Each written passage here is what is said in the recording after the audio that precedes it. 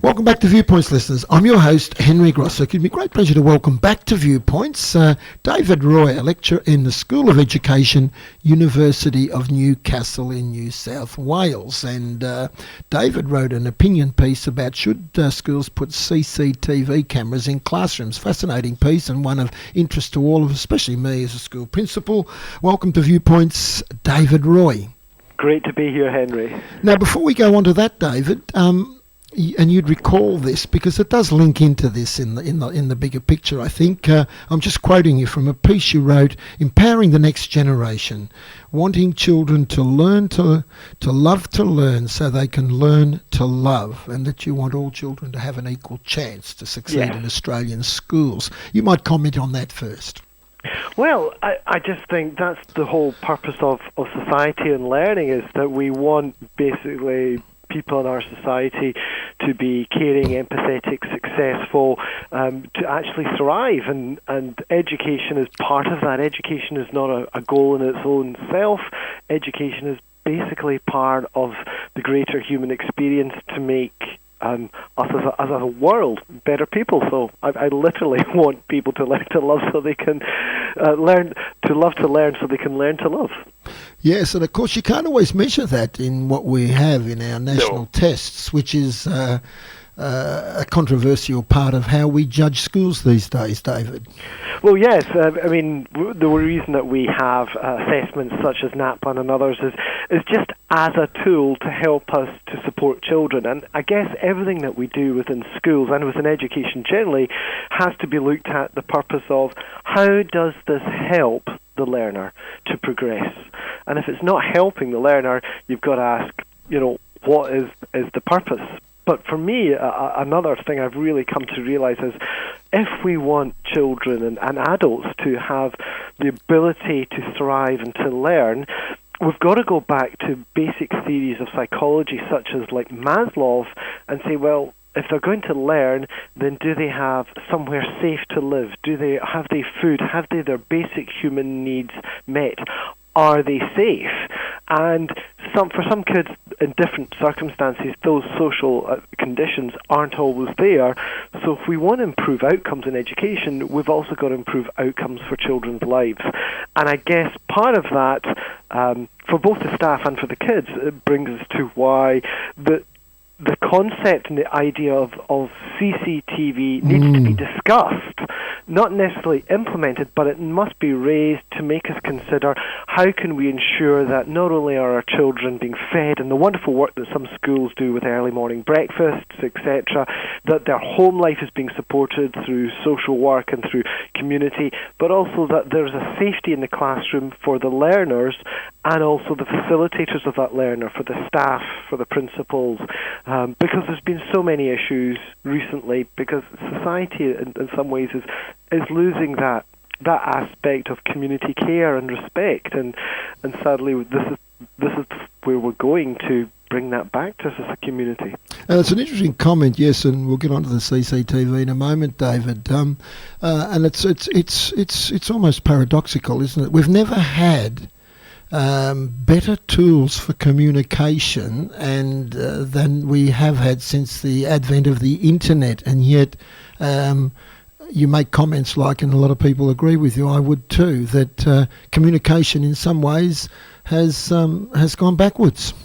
Yeah, I think I love the internet. I love social media. I'm a prolific tweeter. Yes, you are. At DMS Roy. But it should always be done with respect. And I think in some ways society, through people not having the physical presence with each other, are beginning to lose in some areas that idea of just respectful conversation. It's something that in schools, through my 30 years in education, that we've always kind of encouraged with kids to have respect for each other, respect for teachers, and yet as adults so many of us do not model that respect within our social media communication, and I think we've all been guilty of it. It's something I became very aware of in myself. I thought about 4 years ago, I said, I may disagree with ideas within that people are posting, but that doesn't mean I disagree with the person,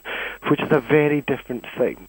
So I try to be as respectful and model that, even when I use humour within my communications in social media. And I will no doubt fail at times as a human being, but that idea of communication, respect, and just recognising there can be different viewpoints, even when people's viewpoints aren't necessarily based on facts, that we need to speak with care to one another if we're to be treated with care. Treat others as you wish to treat yourself. Yes, it's a good point. We could talk about that forever in the current climate of polarisation in terms of discussion. But CCTV, you mentioned, and that's the point of this article, if we're going to use it, it'd have to be used respectfully, because there are diverse opinions about the use of CCTV in schools. You might like to elaborate on them as per the piece you wrote. Well, I mean, I would agree. I think people see it as problematic. Now, I've looked at this and from various perspectives. I think we have to look at things from the different perspectives. People are very concerned about privacy, and they're worried about footage and with outsiders looking at this footage. So the first thing I thought about was, well, can we trust schools? And in every school I've taught in, the most personal family details and individuals' details has been stored in those schools, from medical histories of children to relationships between families, with court orders, all clearly protected, not being released to the media, not being given out to the public. And I look at the world around us, at banks and at shops, and I kind of think, there's CCTV everywhere I go. Everywhere I go, I'm filmed, I am monitored, and we trust complete strangers, 20-year-old students who are working in Target while it exists, have access to CCTV footage of me, and they're trusted, and yet we question whether we can trust schools. If we can't trust schools with that basic thing, then we can't trust schools with children.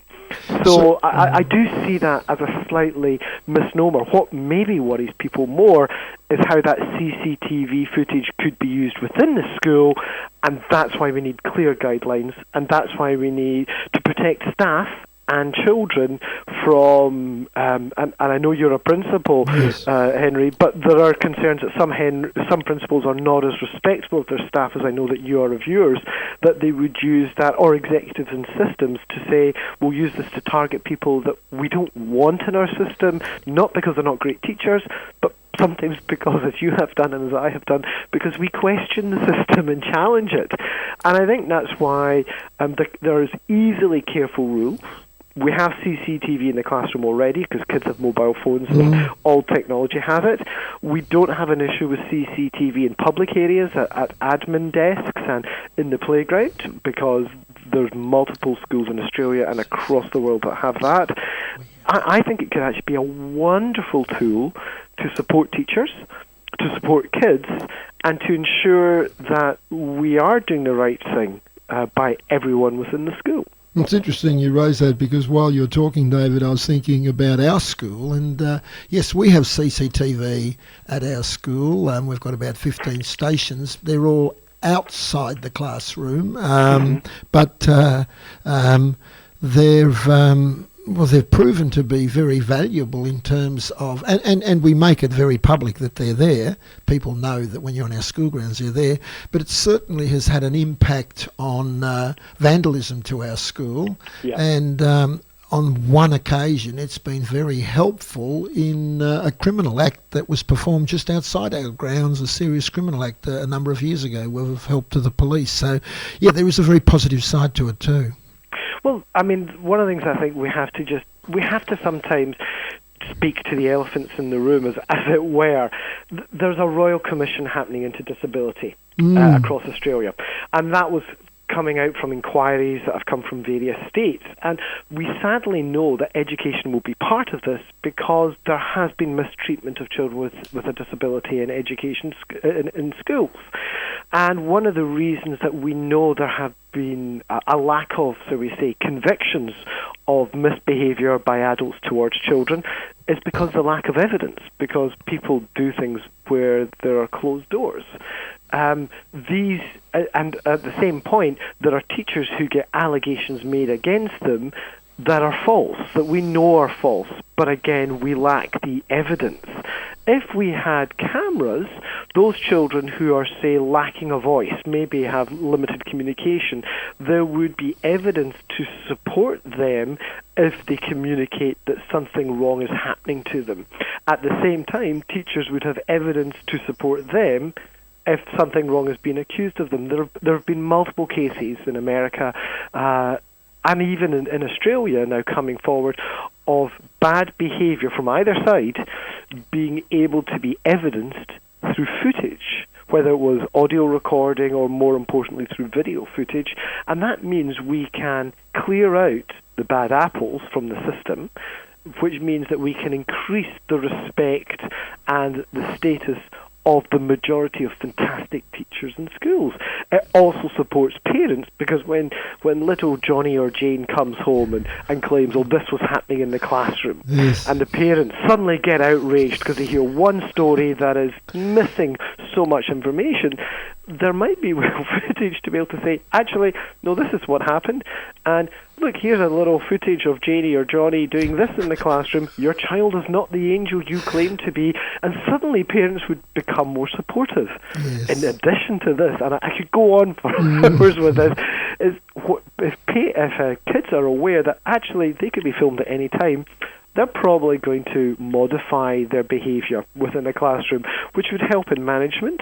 If teachers wanted to pull up footage to watch how they taught just from their own personal perspective, they could also say, that's the area that I tend not to go to and avoid in my teaching, walking around the room. I need to make sure I'm going to that left-hand corner to make sure kids are gaining the knowledge, etc. Because we, as all human beings as teachers, do have kind of flaws in our teaching practice.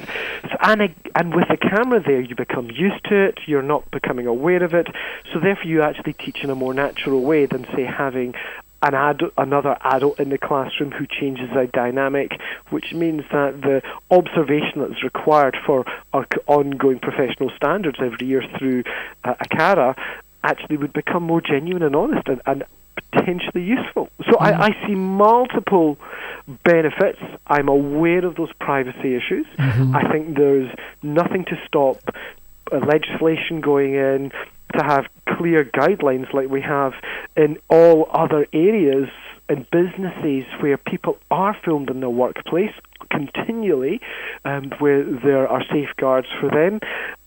What's there to hide? I teach with an open door. I have meetings with students and with adults with an open door because I don't want it to be private unless there's something confidential. And there's ways around it, and I think there's multiple excuses, the way we had for why we don't want speed cameras. Well, they save lives. I do want them. They do. We need to take a short break, David. Can you hold the line? Of course.